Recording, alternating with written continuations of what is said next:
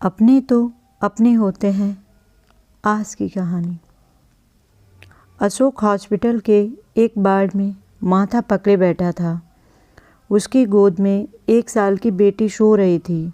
3 साल का बेटा उसकी बाँह पकड़े खड़ा था। पास में ही उसकी पत्नी बेड पर लेटी हुई थी। पत्नी को बीमार हुए 1 महीना हो गया था, मगर अभी भी वह गंभीर रूप से बीमार थी। पत्नी बीपी लो होने के कारण बेहोश हो गई थी।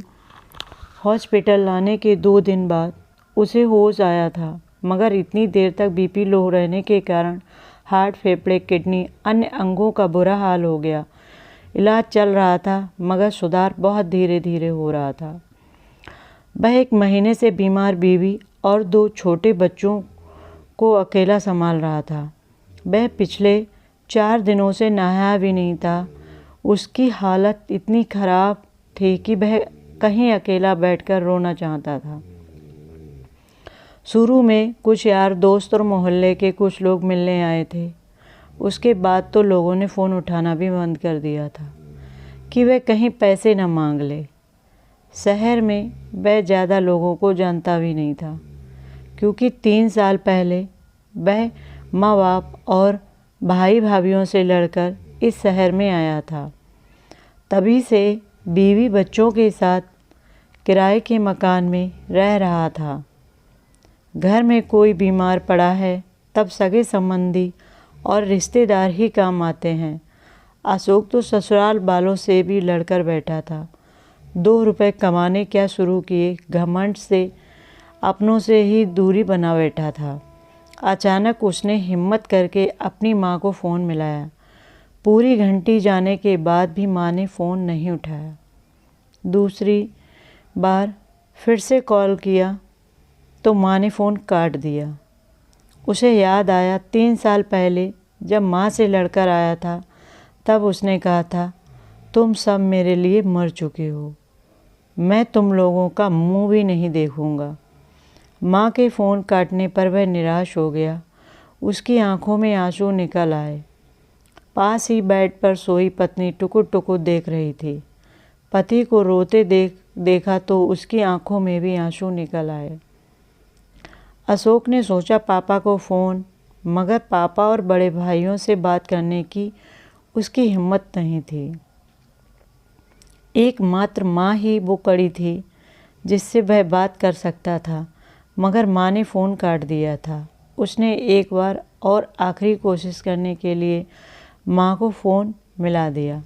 इस बार माँ ने फ़ोन उठा लिया। माँ बोली, क्या है? हम लोग तो तुम्हारे लिए मर चुके हैं, अब हमारे जीवित श्राद्ध करने के लिए फ़ोन कर रहा है क्या? माँ की आवाज़ सुनते ही उसका सब्र जवाब दे गया। वह रूंधे गले और बिगड़ते चेहरे के साथ इतना ही बोल पाया, माँ। फिर फपक फपक कर रोने लगा। वो माँ थी, औलाद का रोना कैसे सहन कर सकती थी। तुरंत माँ का गुस्सा शांत हो गया। सारे मनमुटाव एक पल में भूल गई। जिस तरह एक हिरनी अपने बच्चे के लिए तड़प उठती है, वैसे ही वह अधीर होकर बोली, क्या हुआ रे? रो क्यों रहा है? जल्दी बता बेटा, मेरा मन घबरा रहा है।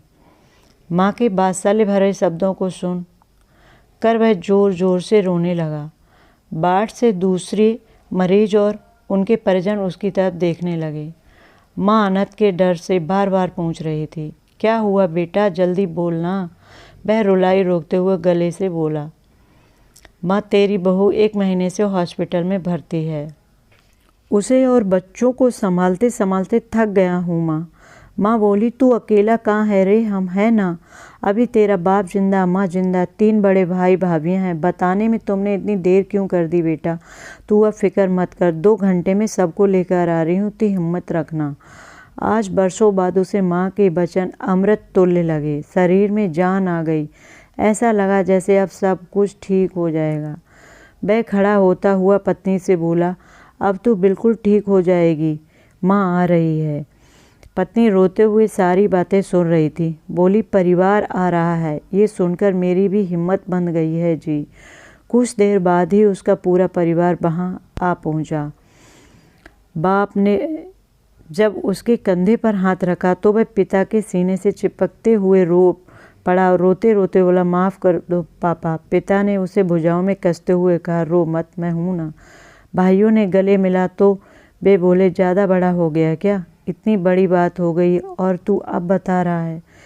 तीनों भाभियाँ भी साथ आई थीं, साथ में घर से खाना बनाकर भी लाई थीं। 3 साल बाद उसने अपने घर का खाना खाया। फिर माँ ने उसे नहाने के लिए भेज दिया। परिवार के आने से वह हल्का फुल्का महसूस कर रहा था। घर पहुँचते ही नहाकर बेफिक्र होकर सो गया। 1 महीने बाद उसे चैन की नींद आई। उसकी पत्नी, जो 1 महीने से बेसुध थी, परिवार के आते ही चैतन्य हो गई। अपनों का साथ दवाई का काम कर गया। वह 7 दिन में ही ठीक हो गई। अशोक और उसकी पत्नी को समझ में आ गया कि परिवार के बिना कुछ भी नहीं है, इसलिए वे अपने परिवार के साथ ही गांव लौट गए। कहानी का मोरल, आजकल यारी दोस्ती तो सिर्फ मतलब की रह गई है। ऐसे मौके पर सही मायनों में अपना परिवार ही काम आता है, इसलिए बेशक अलग रह लीजिए मगर अपनों से जुड़े रहिए। गुरूर में उन्हें खोने की गलती मत करिए, क्योंकि अपने तो अपने होते हैं 100%। उनके बिना इंसान भीड़ में भी अकेला है। राधे राधे।